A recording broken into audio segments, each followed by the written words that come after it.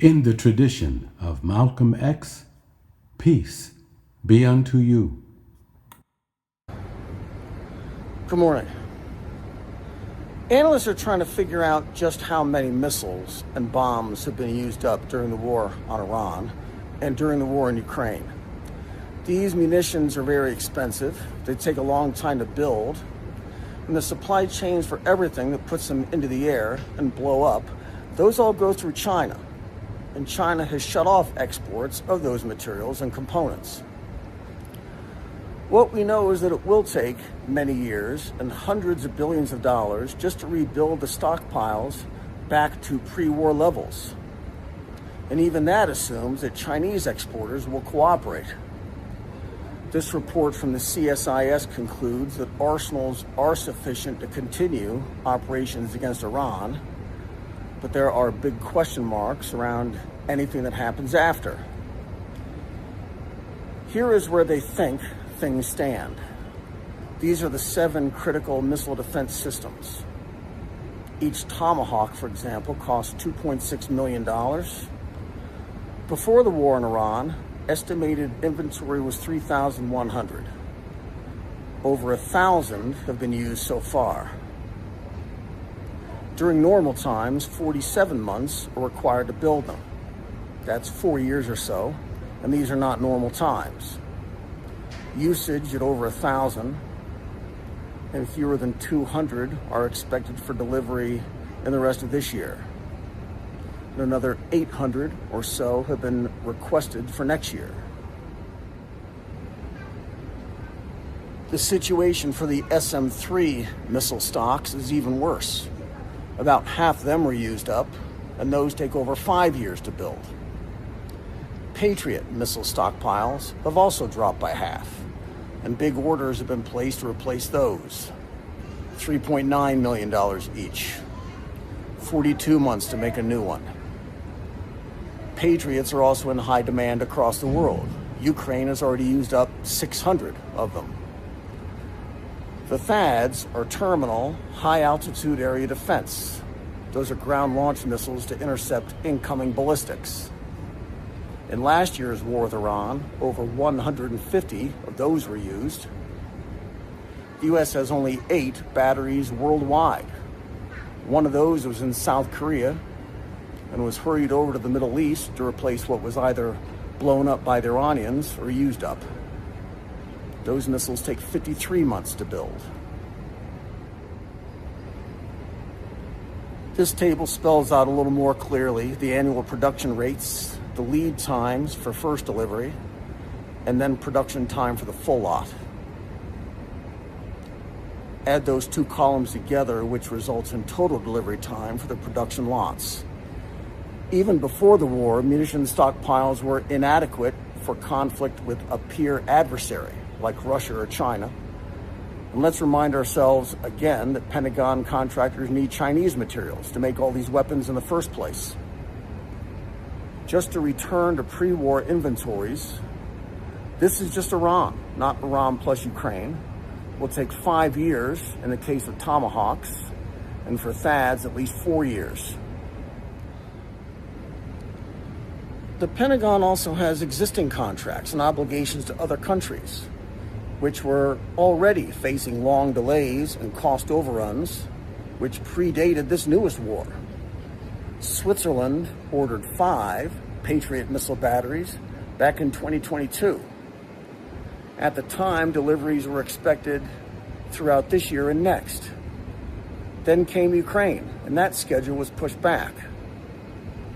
Now the Iran war will mean even more delays and price hikes.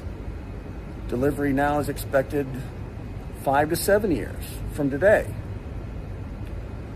So Switzerland is looking at alternatives, including canceling the order outright. Contractors can't build systems fast enough to replace what's being burned up in 2 theaters now, Ukraine and the Persian Gulf. THAAD missile systems in Korea were raced over to the Middle East to plug the gaps after Iran's drone and missile strikes there.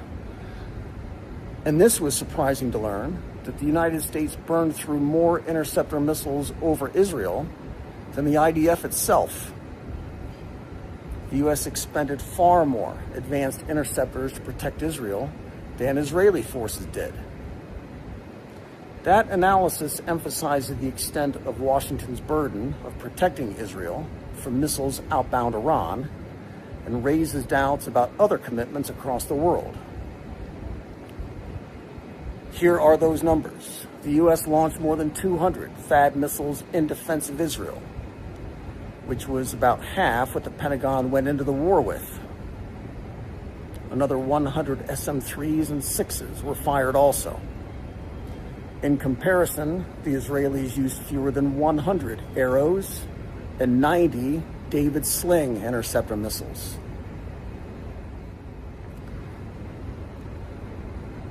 That is a lopsided dynamic. The U.S. launched 120 more interceptors at twice as many Iranian inbounds than the Israelis did. The Israeli PM pushed for the war in the first place. Spokesman for the Pentagon and the Israeli embassy emphasized that it's a joint operation. The Pentagon said that Israel and the U.S. carried the burden equitably, and the Israeli government also defended the approach, with operations coordinated at the highest and closest levels of the benefit of both countries. Those explanations are going over badly with analysts because the commitments were so obviously one way. The United States took on most of the mission of Israel's missile defense, while Israel conserved its own stockpiles.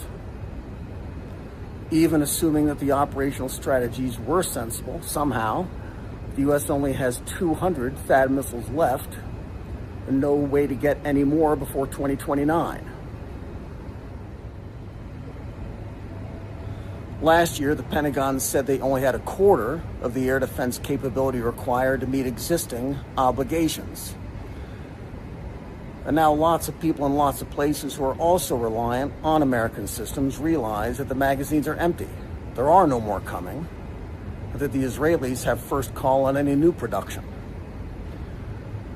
Not even the Pentagon seems to know how big a hole they're in or how much it will cost to get out.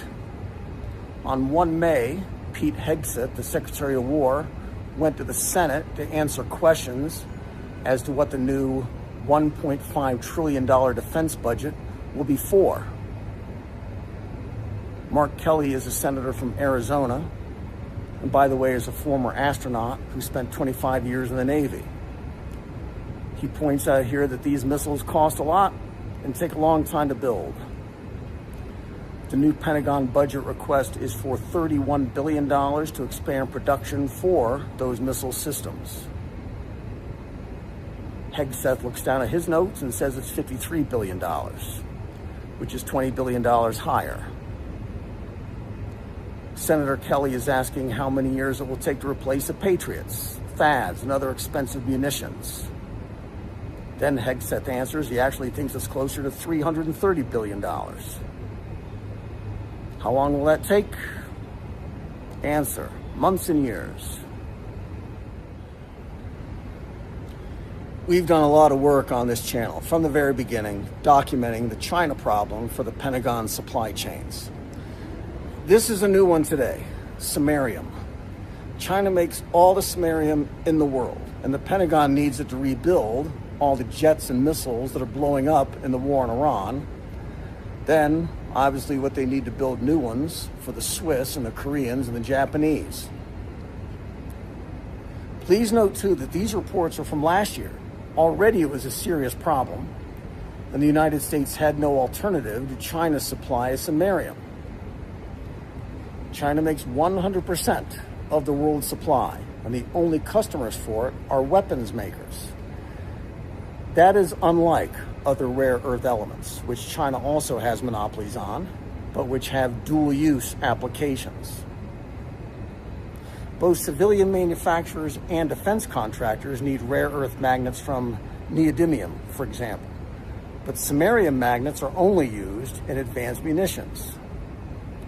So the rules that China's Commerce Ministry put out to strictly regulate dual-use materials do not apply to samarium at all.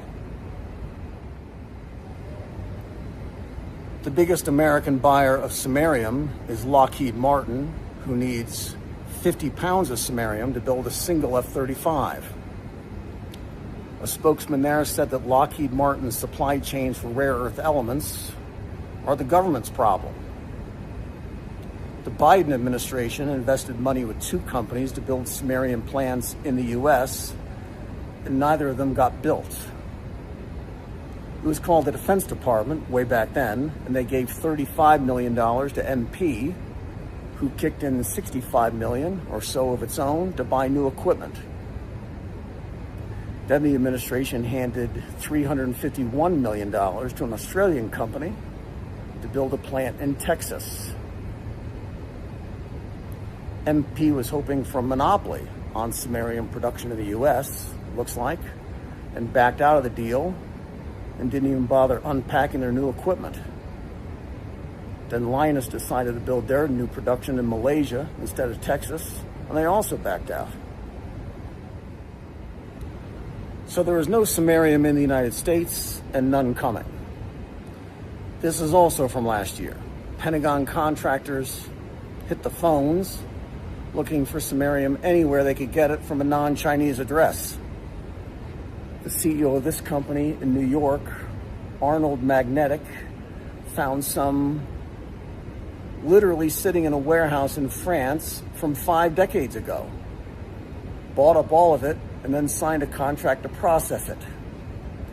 The entire stash is about 200 tons, which insiders said would be enough to supply some Pentagon suppliers for a year, given that the U.S. defense industry needs a little less than that. But remember again, that this was all before the war on Iran sped everything way up. China's export bans are still on, and this supplier to Raytheon says that China has successfully closed off all the loopholes that could be exploited before. There again, that was already a problem for the neodymium magnets, where importers could pretend to be a broker for electric vehicles or something. Samarium cobalt magnets are what the Pentagon needs. And until new sources of samarium are found, or new substitutes of samarium are found, American manufacturers can't build new fighter jets or missiles. The Pentagon is trying to catch up to China and Iran and Russia, who have successfully already deployed hypersonic missile systems.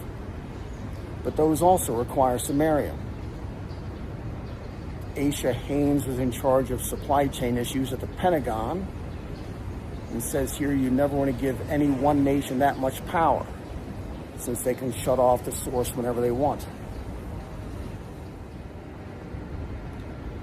So now the Trump administration is trying the supply chain thing and just gave MP another $150 million to get some production going for samarium, among other raw materials. That will take years to come online, if it happens at all. ReElement Technologies is out of Indiana and got an $80 million loan. And Ucore Rare Metals, a Canadian company, was handed $22 million in grants to build facilities for samarium and gadolinium in Louisiana. Both ReElement and Ucore Rare Metals are using new technologies, and critics are pointing out that those companies have never produced magnets at all. What's more, most of the money is not going to build samarium cobalt magnets that the Pentagon needs. That was from last year, the $1.4 billion rare earth magnet deal that included ReElement, and it's already falling apart. The Pentagon is deciding now whether to just junk it after officials decided the company probably couldn't scale the new technology they had developed. The Pentagon and the White House are fighting over it. And if you can believe it, the War Department is saying that it's a bad deal, that the numbers don't work. Whether those investments to build samarium capacity go through or not, for now the only source of it is China. Unless that guy in New York finds some more in his garage or something, And China's export controls are written to regulate how their materials are used, even years after, even outside China. So countries are racing to build up their own reserves. China has a head start of 30 years or so, but better late than never is the thinking here. The United States put $12 billion aside for Project Vault so that American businesses are never harmed by shortages. Trump compared Project Vault to the Strategic Petroleum Reserve, which ironically is also being drained right now because of the energy supply chains blowing up by the war in Iran. Australia is putting in a tenth of that, $1.2 billion. Efforts are underway to do the same in the EU. South Korea has a plan to reduce reliance on China for its rare earth elements by diversifying their supply chains to somewhere, it doesn't say, and increasing domestic production. The photo there from Business Korea is of a mine in Jiangxi, not Korea. Lots of problems then. The Pentagon and its allies are out of missiles and are trying to build some more. Missiles and fighter jets need samarium, and China has 100% of the world's supply of that, and Pentagon contractors aren't allowed to buy it. The handful of companies that have agreed to make the samarium magnets don't have any experience doing so, and are years away from making it work, if ever. But it's not just the samarium, it's the same story for literally everything else. Here are the critical minerals that go into just one of those systems, the Tomahawk. Samarium is there at the top right, along with neodymium for the magnets. There are 16 other critical minerals besides those. Tungsten for the control services. China controls over 80% of global tungsten production and almost all of the chemical supply chains to process it. Gallium is used in the semiconductors, and China produces 98% of all that. Cobalt is part of the samarium cobalt magnet and also used for the superalloys in the missile. Another near monopoly there for China, who controls 60% of the mining, 90% of the chemicals for that. Bismuth for fuses and electronics. China, over 80% of global production. Graphite, 70% of the mining, 100% of the refining. Molybdenum, 81% of global refining. Neodymium, over 90% of the world's refining and separation. Going back to that Senate hearing with Senator Kelly and the Secretary of War, the conversation started at $31 billion, the bill for munitions. 10 seconds later, it jumped to $53 billion. After another minute or so, it was $330 billion. You name it, they are investing tens of billions of dollars for it. That $1,535 billion defense budget was a highly rigorous process at the Pentagon, involving the Secretary himself, his deputies, top commanders, top lawmakers, to ensure the budget reflects the realities of the world we live in. The reality is that no matter how much money they spend, or for how long, those missiles can't get built without China, and China won't let them. This is Fenghuang Ancient City in Hunan. Be good.